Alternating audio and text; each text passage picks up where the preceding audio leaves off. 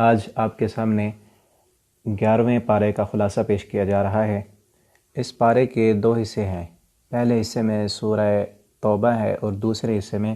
سورۃ یونس ہے۔ پہلے حصے میں جو سورہ توبہ کا بقیہ حصہ ہے اس میں 3 مضامین بیان ہوئے ہیں۔ سب سے پہلا مضمون اللہ تعالیٰ نے اس حصے میں منافقین کی مذمت بیان کی ہے کہ غزوہ تبوک جس کا ذکر پوری سورہ توبہ کے اندر موجود ہے، غزوہ تبوک میں جو منافقین شریک نہیں ہوئے تھے، آپ صلی اللہ علیہ وسلم جب واپس آئے تو اللہ تعالیٰ فرماتے ہیں یعتذرون الیکم اذا رجعتم الیہم، کہ جب آپ تبوک سے واپس مدینہ میں جائیں گے تو آپ کے پاس یہ منافق معذرتیں آ کر پیش کریں گے۔ آپ ان سے کہہ دیں قل لا تعتذروا لن نؤمن لکم، اب اپنی معذرتیں اپنے پاس رکھو، تمہارے ایمان کا پتہ چل گیا ہے کہ تم اندر سے منافق تھے، تم کھوٹے تھے۔ پھر انہوں نے مسجد بنائی تھی، مسجد زرار، جس کا نام اللہ تعالیٰ نے قرآن میں رکھا ہے کہ مسلمانوں کو تنگ کرنے کے لیے، اور انہوں نے دعوت دی ہوئی تھی آپ صلی اللہ علیہ وسلم کو کہ آپ اس مسجد میں تشریف لے آئیں۔ تو اللہ تعالیٰ نے فرمایا کہ آپ نے والذین اتخذوا مسجدا ضرارا وکفرا وتفریقا بین المؤمنین، انہوں نے مومنوں میں تفریق ڈالنے کے لیے، فتنہ ڈالنے کے لیے مسجد بنائی ہے۔ لا تقم فیہ ابدا، آپ اس مسجد کی طرف ہرگز نہیں جائیں گے۔ تو آپ صلی اللہ علیہ وسلم نے کچھ صحابہ کرام کو بھیج کر اس مسجد کو ختم کر دیا تھا، گرا دیا تھا۔ تو اس کے بعد اس حصے کا جو دوسرا مضمون ہے، اللہ رب العالمین نے اپنی جنت بیچ دی ہے۔ اللہ تعالیٰ نے فرمایا کہ میں نے اپنی جنت کو بیچ دی، جنت بیچ دی اور خریداروں کی صفات بیان کر دی اور اس کی قیمت بھی بتا دی ہے۔ فرمایا ان اللہ اشترى من المؤمنین انفسهم واموالهم بان لهم الجنہ، کہ بے شک اللہ تعالیٰ نے مومنوں کو جنت بیچ دی ہے۔ کس چیز کے بدلے میں؟ انفسهم واموالهم، مومنوں کی جانوں اور ان کے مال کے بدلے میں اللہ تعالیٰ نے جنت بیچ دی ہے۔ کتنا عجیب و غریب سودا ہے کہ یہ جان بھی اللہ تعالیٰ کی دی ہوئی ہے، جان تو دی ہوئی بھی اسی کی تھی، حق تو یہ ہے کہ حق ادا نہ ہوا، جان دی اسی نے ہے، اور اموالہم، مال بھی اللہ تعالیٰ نے دیا ہے، جان بھی اللہ نے خود دی ہے اور مال بھی خود دیا ہے۔ اور پھر فرمایا ہے جو یہ مال میں نے تمہیں دیا ہے، جو جان میں نے تمہیں دی ہے، یہی مال مجھے واپس دے دو، یہی جان مجھے واپس دے دو، بدلے میں جنت لے لو۔ کس قدر اللہ رب العالمین آسان اور عجیب و غریب سودا کر رہے ہیں۔ دنیا میں کوئی بھی سوداگر، کوئی بھی کاروباری ایسا نہیں ہوگا کہ جو خود دے ایسی چیز پھر کہے کہ یہ مجھے واپس دو اور بدلے میں بڑی چیز لے لو۔ اللہ تعالیٰ نے خود دی جان بھی، مال بھی، اور فرمایا کہ یہ جان مجھے دے دو، مال بھی مجھے دے دو، بدلے میں جنت لے لو۔ اور جنت کے خریداروں کی صفات اللہ تعالیٰ نے بیان کی۔ فرمایا کہ جو لوگ اپنی جان بھی، اپنا مال بھی اللہ تعالیٰ کو دے دیتے ہیں اور کہتے ہیں کہ ہم جنت کے خریدار ہیں، پھر ان کی دنیا کی زندگی کیسے ہوتی ہے؟ فرمایا التائبون العابدون الحامدون السائحون الراکعون الساجدون الآمرون بالمعروف والناہون عن المنکر۔ اللہ تعالیٰ نے اس آیت کریمہ میں ان جنت کے خریدار مومنین کی 9 صفات بیان کی ہیں، 9 صفتیں۔ میں التائبون، توبہ کرنے والے، العابدون، عبادت کرنے والے۔ تائبون میں 3 باتیں ہیں کہ اپنے گناہوں پر نادم ہو جاتے ہیں، اور پھر دوسرے نمبر پر اپنے گناہوں کو چھوڑنے کا پختہ عزم کر لیتے ہیں، اور پھر تیسرے نمبر پر آئندہ سے اللہ سے یہ عہد کرتے ہیں کہ اللہ جو ہو چکا ہے وہ ہو چکا،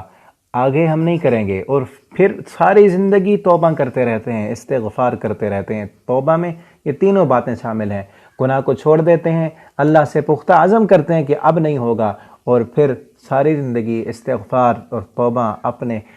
گناہوں پر شرمندگی کا اظہار کرتے رہتے ہیں۔ العابدون، اور بہت زیادہ عبادت کرتے ہیں۔ الحامدون، اور اللہ کی حمد و ثنا کرتے ہیں، عبادت بھی ہر حال میں اور حمد بھی ہر حال میں،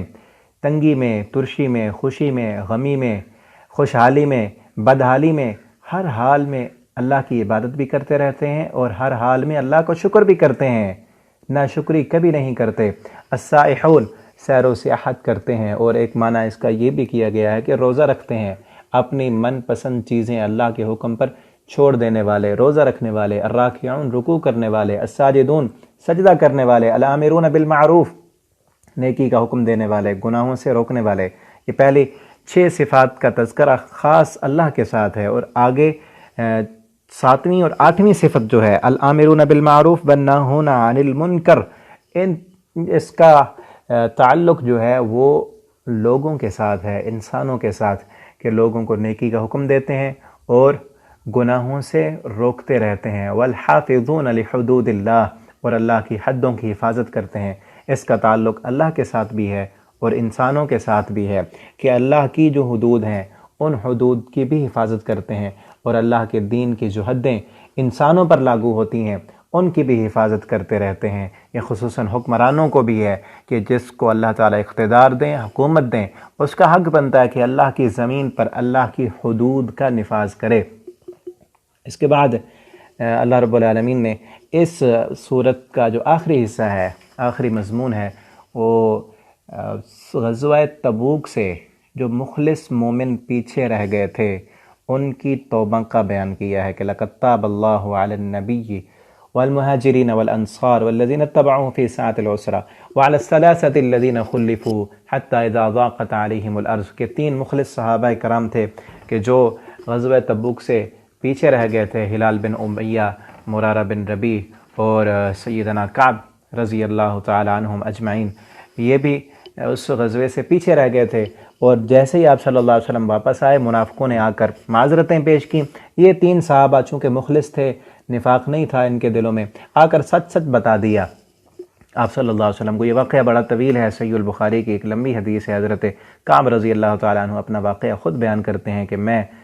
جب آپ صلی اللہ علیہ وسلم نے اعلان کیا غزوے کا تو تیاری بھی تھی، سامان بھی تھا اور سواری بھی تھی، سب کچھ تھا، لیکن اپنی سستی کی وجہ سے میں نہ جا سکا۔ لیکن آپ صلی اللہ علیہ وسلم جب واپس آئے تو میں نے یہ سوچا کہ میں اب جھوٹ نہیں بولوں گا، سچ سچ جا کر بتا دوں گا۔ تو آپ صلی اللہ علیہ وسلم آئے، سب منافقین نے جا کر معذرتیں، بہانے پیش کیے۔ حضرت کعب کہتے ہیں میں آپ صلی اللہ علیہ وسلم کے پاس آیا اور آ کر میں نے فرمایا کہ اللہ کے پیغمبر، آپ جانتے ہیں کہ اللہ رب العالمین نے مجھے بہت اچھی صلاحیت دی ہے، میں اگر باتوں سے آپ کو قائل کرنا چاہوں تو کر لوں گا، لیکن میں باتوں سے قائل نہیں کروں گا، میں سچ بولوں گا۔ سچی بات یہ ہے کہ کوئی میرا عذر اور بہانہ نہیں ہے، سوائے سستی کی علاوہ کوئی اور بات نہیں ہے، سستی کی وجہ سے میں نہ جا سکا۔ تو آپ صلی اللہ علیہ وسلم نے فرمایا کہ آپ کا معاملہ اللہ کے سپرد ہے۔ اب یہاں ہمارے لیے سبق یہ ہے کہ وہ منافق جنہوں نے جھوٹ بولا، آپ صلی اللہ علیہ وسلم ان سے راضی بھی ہو گئے، صلح بھی کر لی اور ان کے لیے دعا بھی کر دی، وہ خوش ہو گئے، گھروں کو چلے گئے۔ لیکن یہ جو سچ بولنے والے صحابی تھے، آپ صلی اللہ علیہ وسلم نے فرمایا ان کے ساتھ کسی نے نہیں بولنا، ان کے ساتھ سارے صحابہ کا بائیکاٹ کر دیا گیا، کوئی بولتا نہیں تھا۔ 40 دن تک ان سے بائیکاٹ کیا گیا۔ 40 دن کے بعد آپ صلی اللہ علیہ وسلم نے یہ حکم نامہ جاری کیا کہ اب ان کی بیویاں بھی ان سے الگ ہو جائیں۔ حضرت کعب کہتے ہیں میں نوجوان تھا، بہت مشکل ہوئی، اور میں نے آپ صلی اللہ علیہ وسلم سے جا کر میں نے پیغام بھیجا کہ بیویوں کو صرف علیحدہ رکھنا ہے یا طلاق دینی ہے، اگر آپ کا حکم ہو تو ابھی ہم طلاق دے دیں ان کو۔ 50 دن کے بعد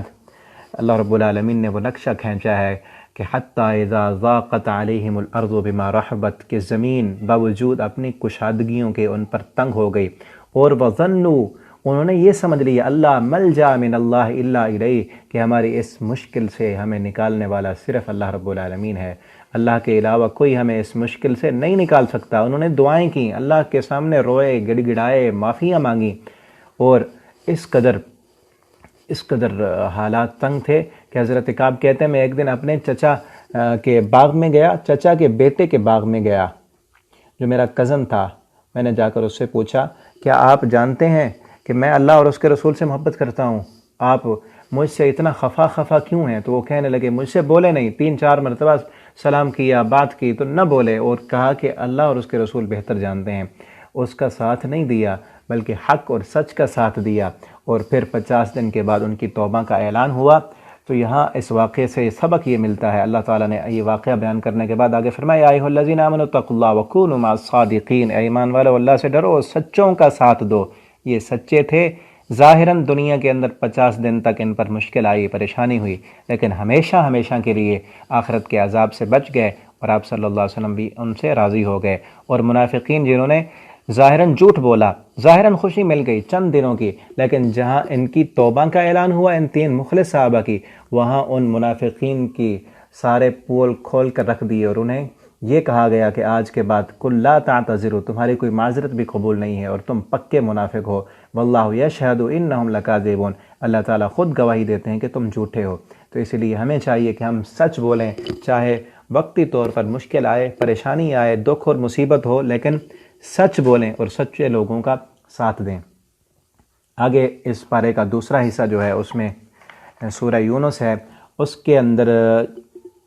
3 مضامین بیان ہوئے ہیں۔ سب سے پہلا مضمون جو اس سورت کا اہم ترین مضمون ہے وہ اللہ رب العالمین کی توحید ہے۔ اللہ تعالیٰ نے اپنی توحید کے دلائل دیے ہیں، توحید کے ساتھ ساتھ اللہ رب العالمین نے دنیا کی حقیقت بیان کی ہے، اور آخرت پر یقین اور ایمان ان کا پختہ کرنے کے لیے، چونکہ مشرکین مکہ توحید کا انکار کرتے تھے اور مر کر دوبارہ اٹھنے کی زندگی کے انکاری تھے، اور تو اللہ رب العالمین نے ان کو سمجھانے کے لیے اس پوری صورت میں اللہ تعالیٰ کے سمجھانے کے 2 انداز ہیں، توحید کو سمجھانے کے 2 انداز ہیں، ایک ہے تذکیر بآلاء اللہ اور ایک ہے تذکیر بایام اللہ۔ تذکیر بآلاء اللہ کا معنی ہے اللہ تعالیٰ اپنی نشانیاں دکھا کر، اپنی قدرتیں دکھا کر سمجھانا چاہتے ہیں اپنی توحید، اور تذکیر بایام اللہ کا معنی ہے اپنی تاریخ بتا کر، سابقہ قوموں کے واقعات بتا کر اللہ تعالیٰ سمجھاتے ہیں کہ سمجھ جاؤ، پلٹ آؤ۔ تو اس صورت کے شروع میں تقریباً پارے کے آخری پاؤ جو ہے اس سے پہلے اللہ تعالیٰ نے تذکیر بآلاء اللہ اس سے سمجھایا ہے، اور آخری جو پاؤ ہے اس میں اللہ تعالیٰ نے 2-4 قوموں کے تذکرے کر کے تذکیر بایام اللہ کے ساتھ بھی توحید سمجھائی ہے۔ شروع کرتے ہیں اللہ تعالیٰ اس سورت کو اور فرماتے ہیں اکان للناس عجبا، کیا لوگوں کے لیے تعجب کی بات ہے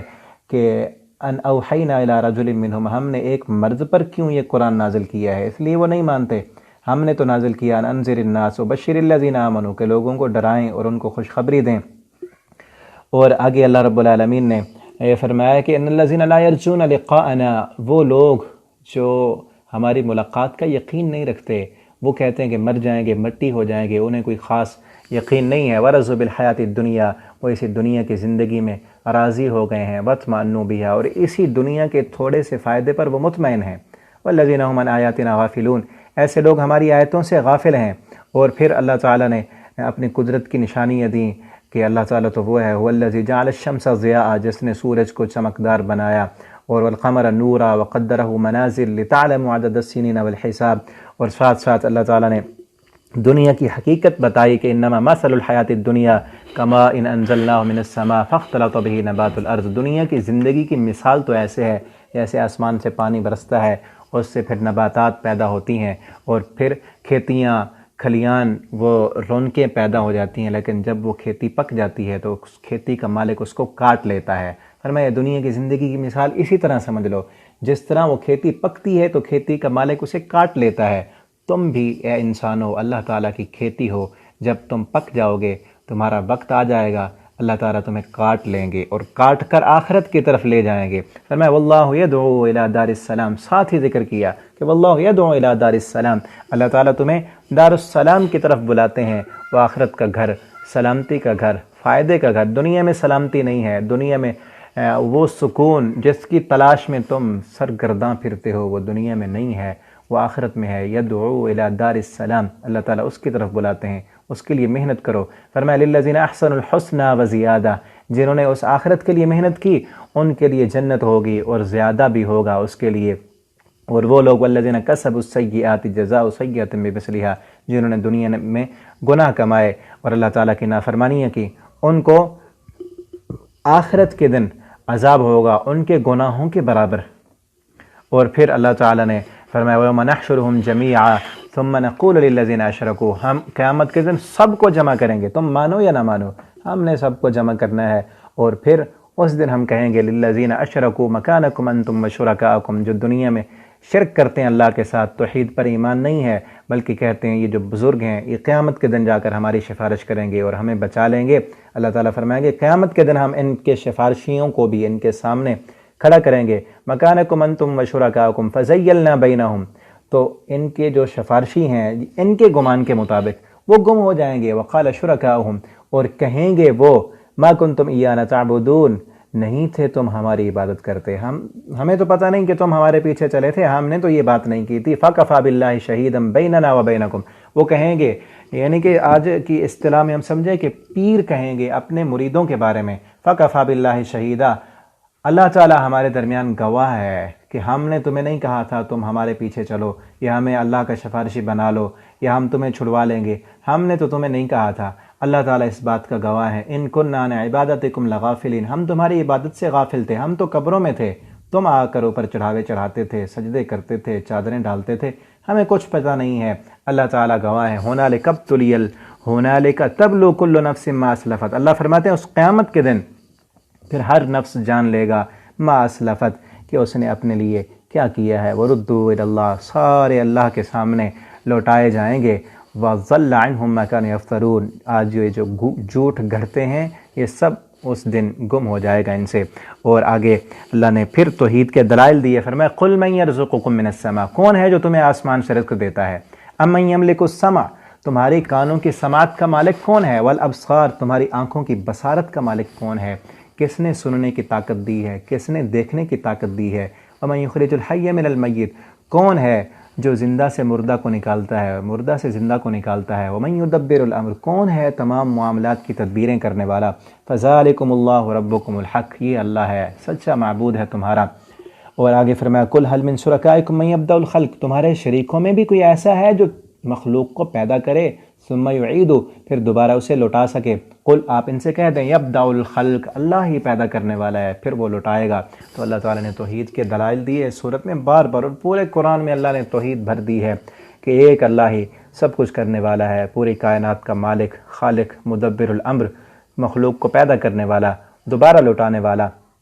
اور پھر فرمایا وما یتبع اکثرهم الا ظنا، یہ جو مشرک لوگ ہیں یہ نہیں پیروی کرتے الا ظنا، مگر گمان کی، ان کے ایسے سوچ ہیں، اٹکل پچو لگاتے ہیں، ان کے پاس کوئی دلیل نہیں ہے۔ ان الظن لا یغنی من الحق شیئا، بے شک گمان جو ہوتا ہے وہ حق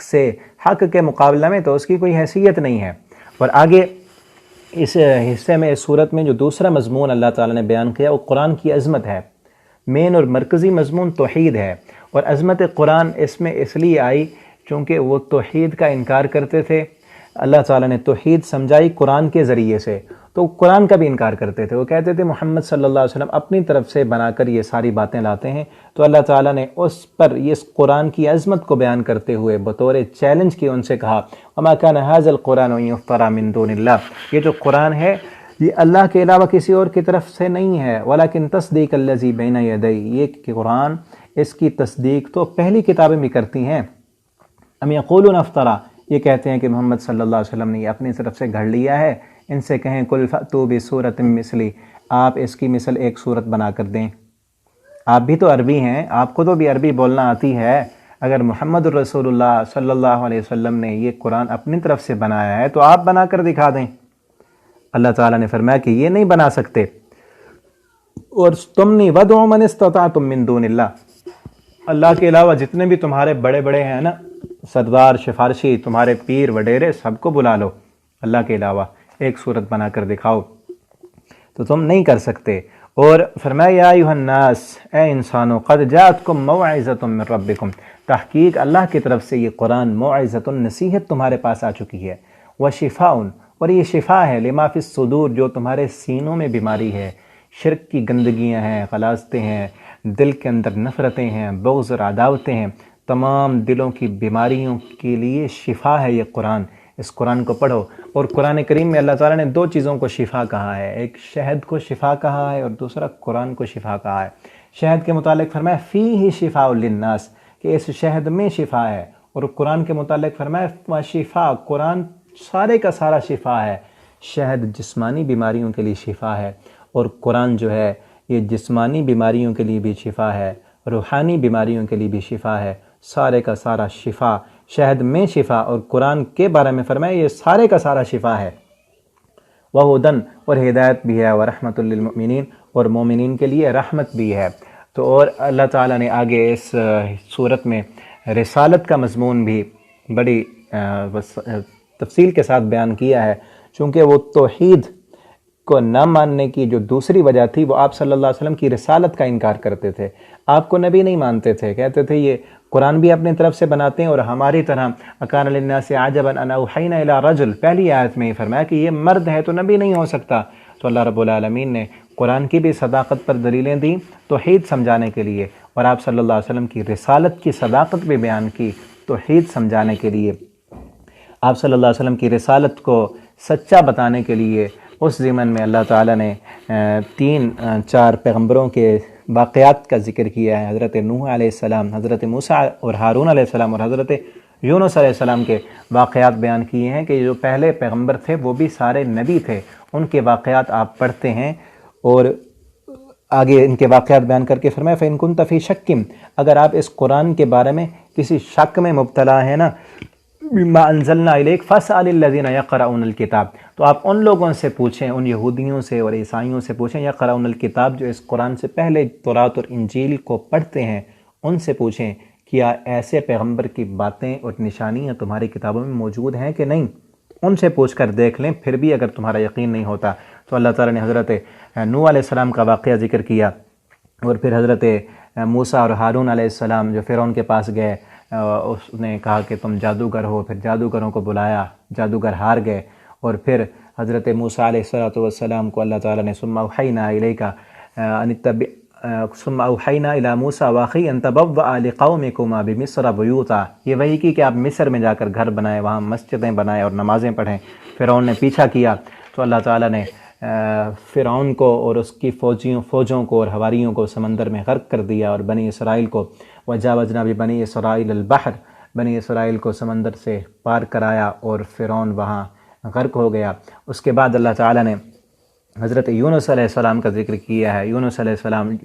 جس کے واقعے کی نسبت سے اس سورت کا نام بھی سورت یونس ہے،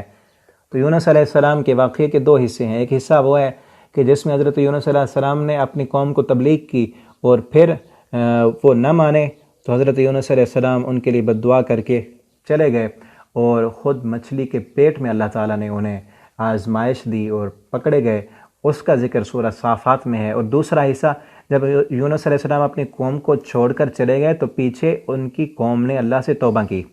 معافی مانگی، تو اس کا ذکر یہاں ہے۔ فرمایا فلولا كانت قریۃ آمنت فنفعها ایمانها الا قوم یونس، کوئی بھی بستی جب اس پر عذاب آیا نا، اس وقت وہ ایمان لائے، مان گئے، لیکن کسی بستی والوں کو اس وقت کے ایمان نے انہیں فائدہ نہ دیا، الا قوم یونس، سوائے یونس علیہ السلام کی قوم کے۔ جب حضرت یونس علیہ السلام چلے گئے عذاب کی وعید سنا کر، ان لوگوں نے دیکھا کہ اب عذاب آ رہا ہے، سب اکٹھے ہوئے گئے ایک میدان میں، اللہ سے معافیاں مانگی، توبہ اور استغفار کیا، تو اللہ تعالیٰ نے ان سے عذاب کو ٹال دیا،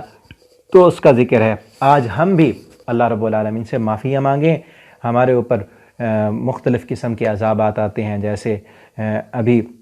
یہ کرونا وائرس کی صورت میں اللہ رب العالمین کی طرف سے یہ آزمائش ہے بہت بڑی، تو اس سے بچنے کے لیے ہمیں چاہیے کہ ہم اللہ سے معافیاں مانگیں، توبہ اور استغفار کریں، تو اللہ تعالیٰ ہمیں بھی معاف فرما دیں گے۔ اور اس مہینے میں خصوصاً جو اللہ کی رحمت مغفرت کا مہینہ ہے، ہم سب اللہ سے معافیاں مانگیں، اللہ تعالیٰ ہمارے حال پر رحم و کرم فرمائیں۔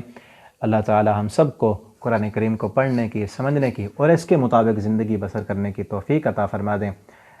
والسلام علیکم ورحمۃ اللہ وبرکاتہ۔